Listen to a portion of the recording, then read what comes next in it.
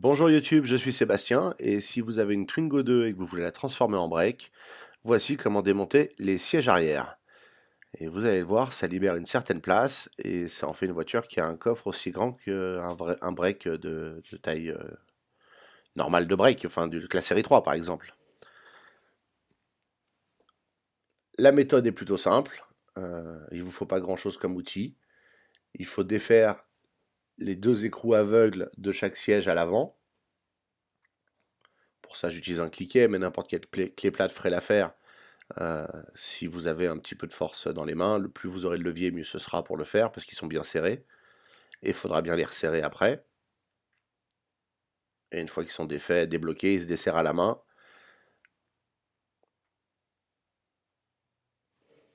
Pour ma part, je vais choisir de les laisser sur le sol devant le siège avec leurs rondelles afin de ne pas les promener, et je les remettrai en place à la fin, ce qui me permettra de les avoir et de savoir où ils sont quand je voudrais remettre les sièges dans la voiture.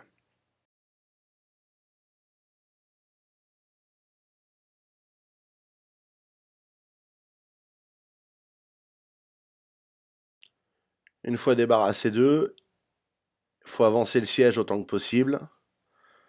Donc pour ça, vous levez la poignée, puisque la banquette arrière de la Twingo est réglable, enfin les deux sièges indépendamment.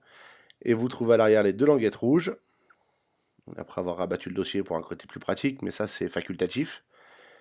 Il suffit de lever ces deux languettes et de soulever un peu, et ça débloque le mécanisme de verrouillage. Et voilà, votre siège n'est plus fixé à la voiture. Pour le soulever, je vous recommande de passer par l'avant, parce qu'à l'arrière, enfin dans mon cas, j'ai pas la longueur de bras pour le soulever correctement en évitant d'abîmer la voiture. Les deux languettes qui étaient derrière les écrous se redressent à l'horizontale. Vous pouvez le faire avant ou quand vous soulèverez le siège.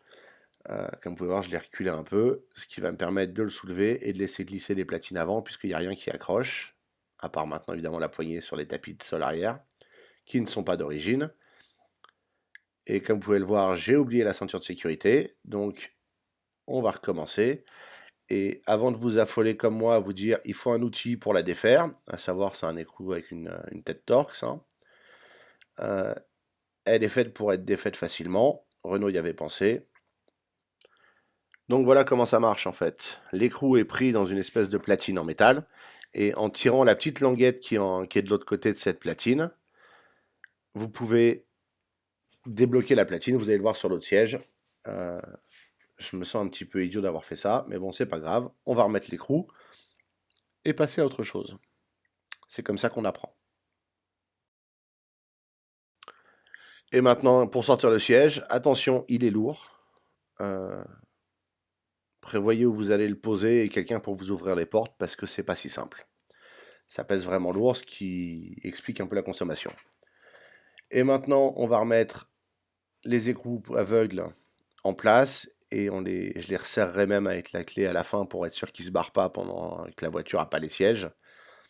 Ça évite de les perdre, ça évite de se demander où ils sont, et ça évite aussi d'avoir deux tiges filetées qui dépassent à l'avant de la chute du coffre, et qui peut très facilement vous érafler ou rayer quelque chose si vous transportez des choses fragiles.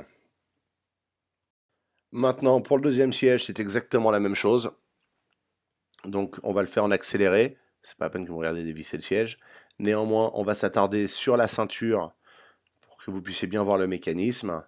C'est au final très malin. Je suis étonné de ne pas l'avoir déjà vu dans d'autres voitures, mais félicitations Renault. Pour enlever la ceinture, on lève la petite languette et on glisse vers le bas. C'est aussi simple que ça.